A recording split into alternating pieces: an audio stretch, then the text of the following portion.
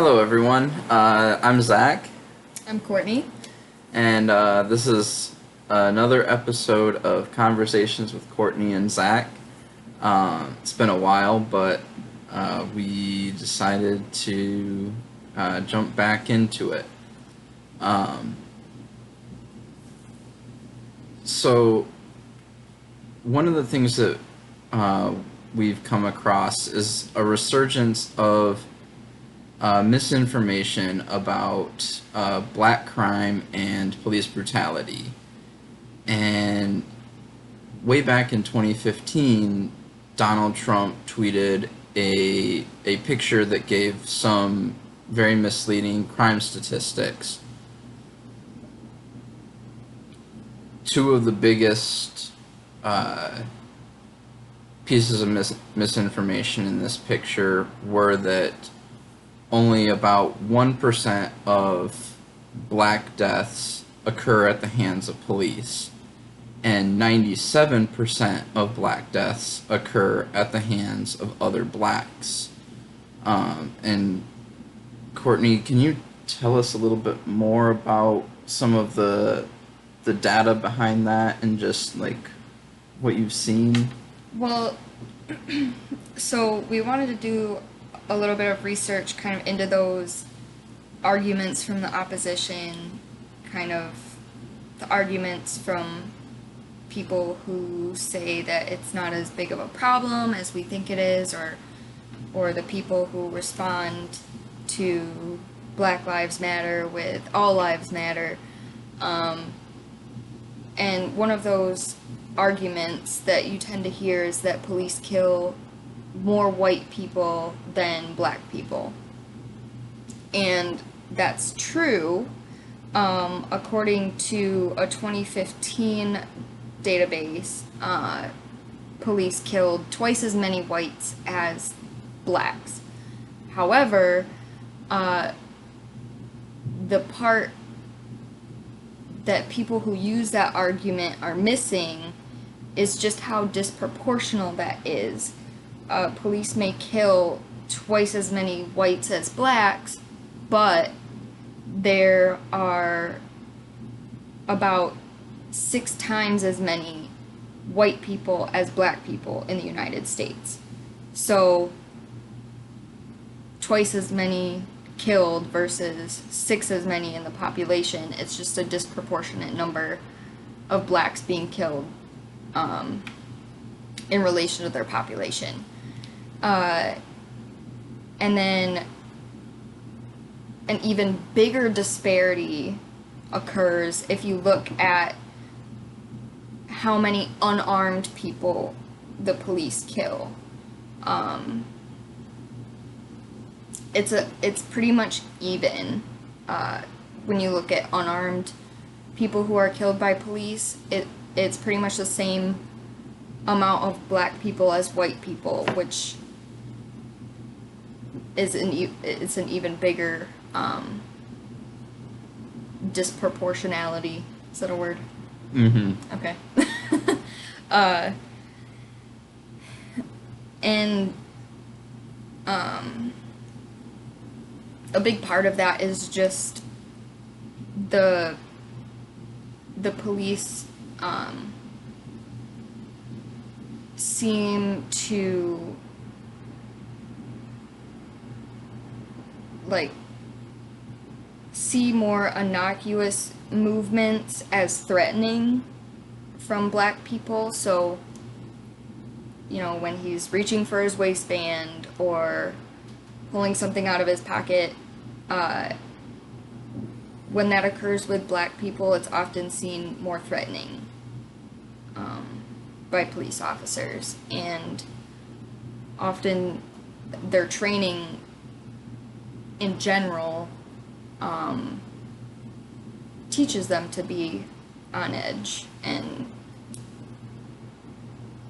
to expect violence.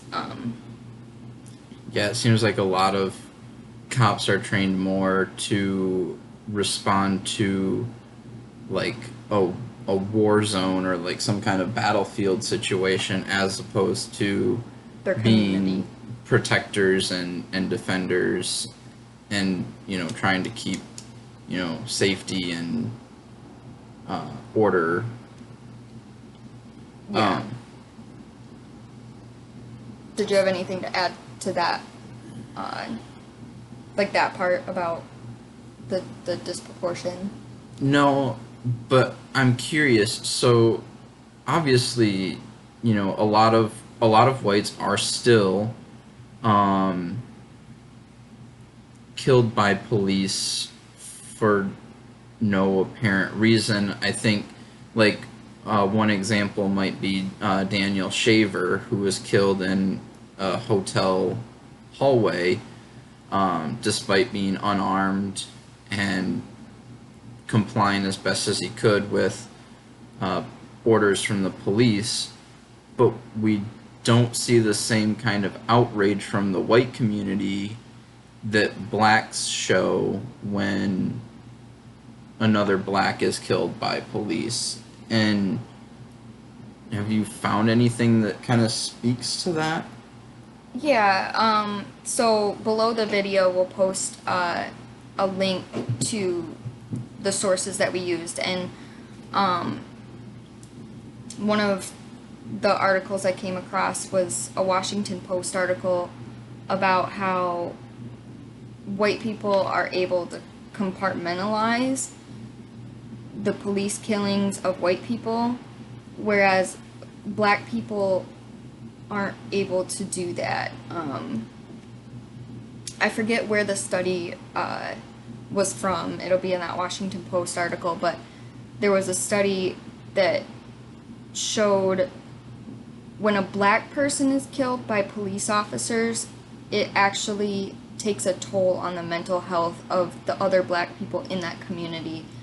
And that doesn't happen with white people, because as a white person, we kind of see these kind of stories like Daniel Shaver and think, oh, like that sucks that happened, but as long as I behave and comply with police, like that wouldn't happen to me. Whereas when a black person sees a video of police killing somebody, another black person, such as George Floyd, they're more likely to have the mentality of that could have been me, or that could have been my father or my brother or whoever, and they're more likely to internalize those sorts of events. So that's why you see a lot more outrage over those events. Yeah, and I think one of the things that, well, I think a lot of white people, maybe not necessarily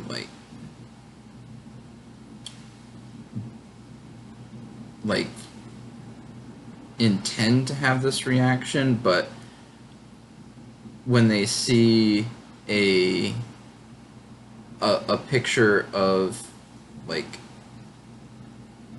police are looking for a black person in, like, a suspected, like, homicide or something like that, they're more likely to white people are more likely to think, like, well, that makes sense. But when they see a white criminal being looked for, they don't see themselves in that image. Whereas a black person maybe wouldn't identify themselves with the criminal, but they feel that that image being applied to them when that happens. Like, kind of more of like a blanket, what's the word? Like a blanket stereotype, like looking at a black criminal and saying, like, oh yeah, that's like kind of fits the mold. Yeah. Whereas, like, you look at a white criminal and it's kind of like, oh, well, that's just one bad guy. Like, you don't apply that to all white people. Right. And like you said, I don't think that's usually intentional, like, you know, intentionally thinking that about black people. I think for a lot of people it's just so instilled in them that it's like an automatic, like, Response, thought. I guess. Yeah. Yeah, and it might not even be conscious. Not that that's okay, it's just, I think there's a lot of unconscious racism, Definitely. which I think is a lot the case with some of the police officers that we see mistreating black people. I think it a lot of times is an unconscious response. Like, they're not consciously treating a black person differently, but they like unconsciously feel more threatened. But what were you gonna say? Well, I was just gonna ask if you had any more that you Oh. wanted to add. Well, I will move on to my next point if Yeah. you're okay. So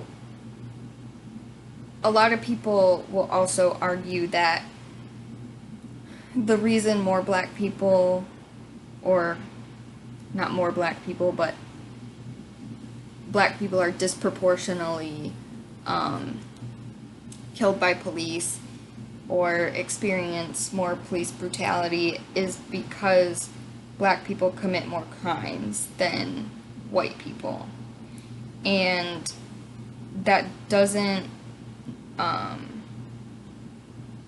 really add up. So according to a 2018 Star Tribune investigation, they found that fatal police encounters had no correlation with the crime rate in that area. So it wasn't like more police shootings or police fatalities happened in higher crime-ridden areas.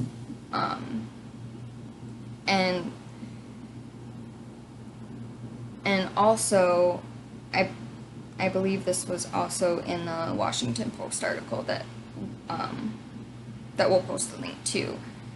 Most of the deaths that occurred were as a result of kind of like routine nonviolent encounters, like traffic stops or taking somebody into custody, or if they were raiding a home, that those were more likely to result in the police killing civilian.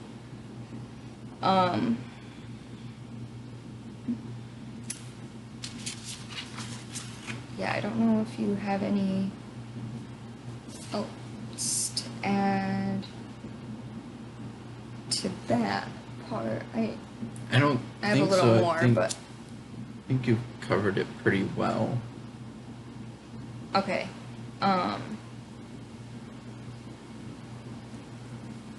So I'll just also add that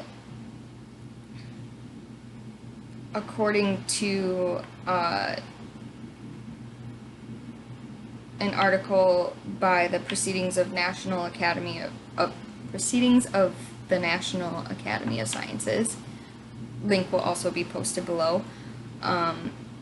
They obtained footage from traffic stops and then had people analyze the transcripts of those encounters without telling their volunteers whether the person that was pulled over was black or white. And they just rated how they felt, how respectful they felt the cop was. And there was a few can't think of the word. Well, anyway, Outliers. No, I'm blanking, but they basically, yeah, rated how polite and friendly and respectful the police were to the person pulled over. And the study found that police officers often used harsher language and were more disrespectful to drivers who were black than those who were white, to the point where there was such a difference that just by looking at the transcript you could predict whether the driver was black or white. Wow. Yeah. Because of how the cop was talking to him. So basically that kind of is part of just this cycle, that this harmful cycle where the police are disrespectful to the black people in the community, then the black people in the community don't want to like cooperate as much. Like if police build respect within their community, they're more likely to get responded with respect, if that makes sense.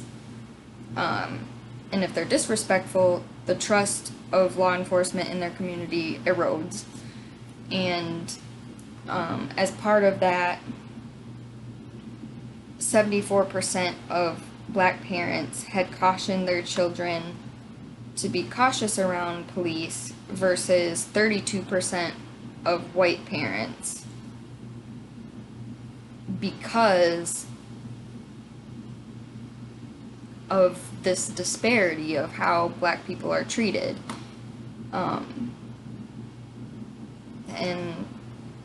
yeah, that just turns into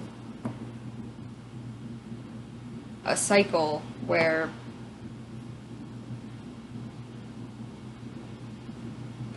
the way police treat black people affects the way that black people respond to police, and then the police respond negatively again, and it just like, you know what I'm saying? Mm-hmm. Yeah. Yeah. Well, and I think it's important to, a lot of cops don't come from the community they police. For instance, in Ferguson is a poor, predominantly black community, but a lot of the cops that were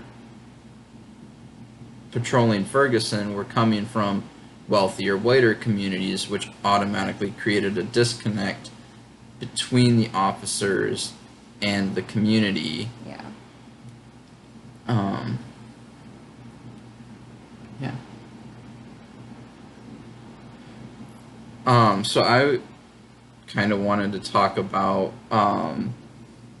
the issue of black on black crime.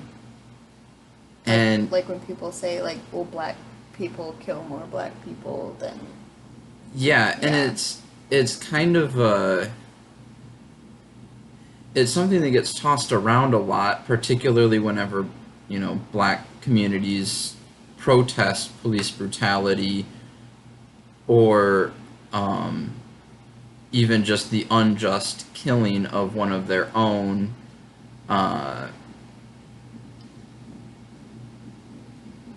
Particularly when that person is not like convicted of the crime that they committed. And a lot of people like to respond with statistics that show that black people kill more black people than any other race or organization. But the thing is,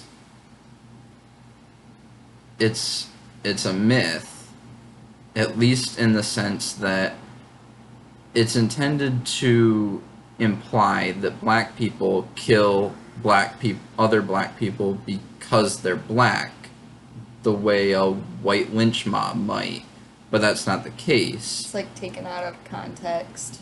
Yeah, and so the term kind of originated from a seminar by Warner Saunders. He was invited to give this seminar in Chicago, and to prepare, he interviewed somebody named Fast Willie, who would frequently rob the black community in Chicago, despite being black himself. And so Warner Saunders asked him, why do you rob other black people? And he said, well, could you imagine if I went up to Deerfield, a wealthier white district of Chicago, and started like robbing them? Like, can you imagine how fast the police would respond if I was doing that?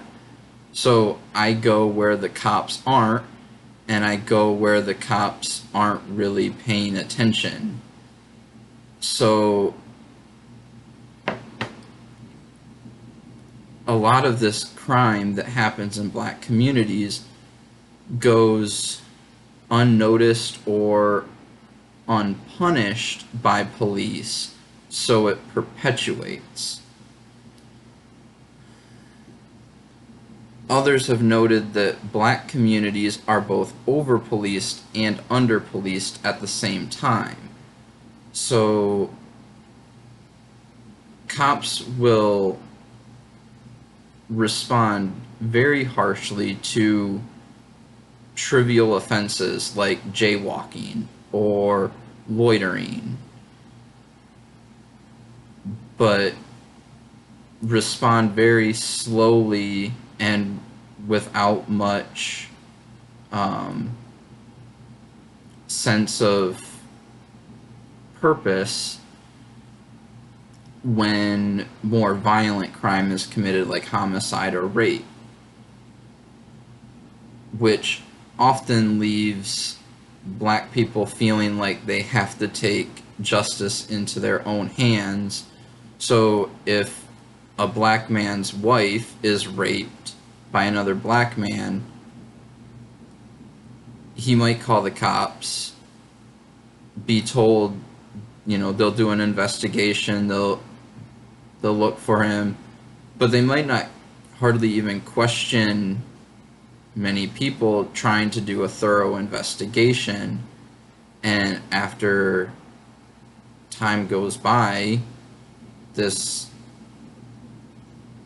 black family feels that they have to act for themselves because the law won't.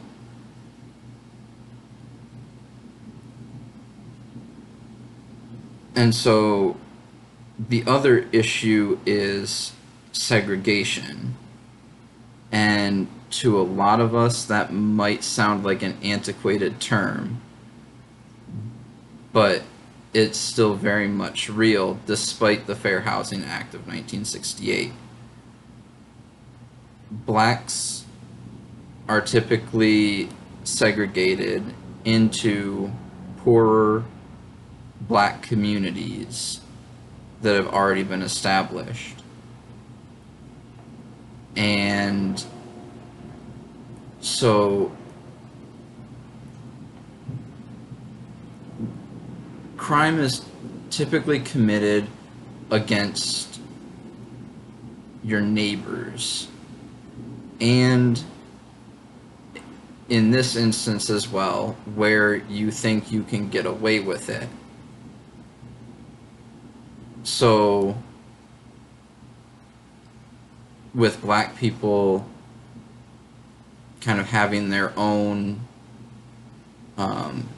neighborhoods, they tend to commit crimes in those neighborhoods rather than driving out to like the other side of town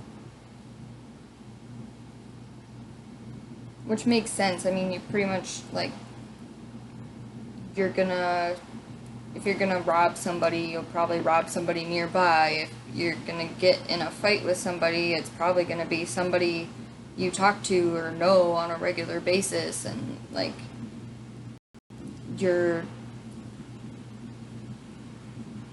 I mean, it's not like, okay, I'm gonna go across town to murder this random white person. It's more likely I have a problem with my neighbor, and so we get into, like, a fight, and then somebody gets shot. Like, it's not,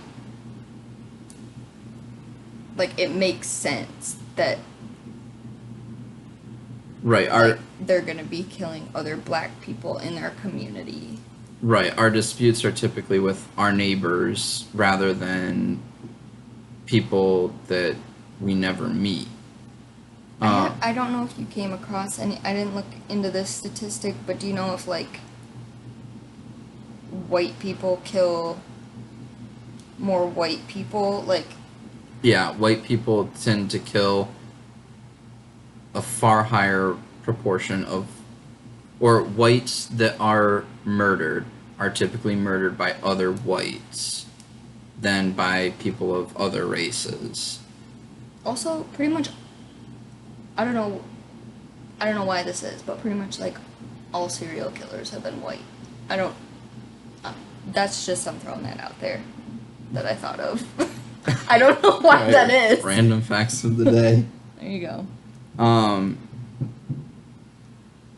But yeah, so it's, on the surface it looks like it's, blacks killing other blacks, but we could just as easily label it like disenfranchised killing disenfranchised, or poor killing poor, or I mean, you could kind of pick your label. It's not, the point is, the intention behind the killing is not because they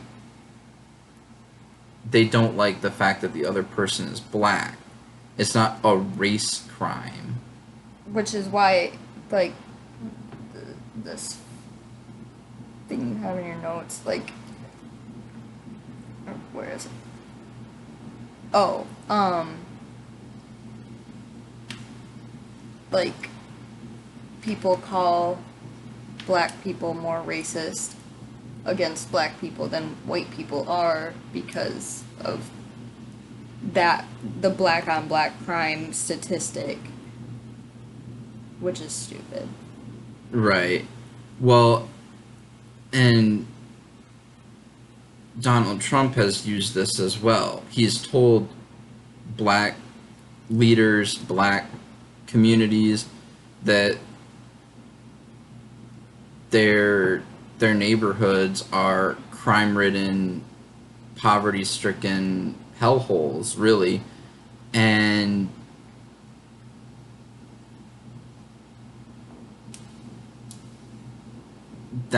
that's a racist stereotype, and it's intended to invoke a sense that, well, black people are disproportionately violent, or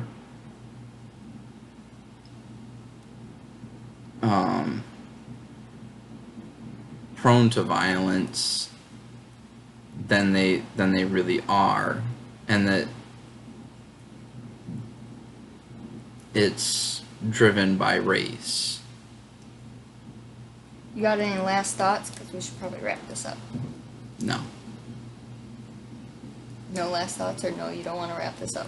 No last thoughts. Okay. Yeah, so that's it for now.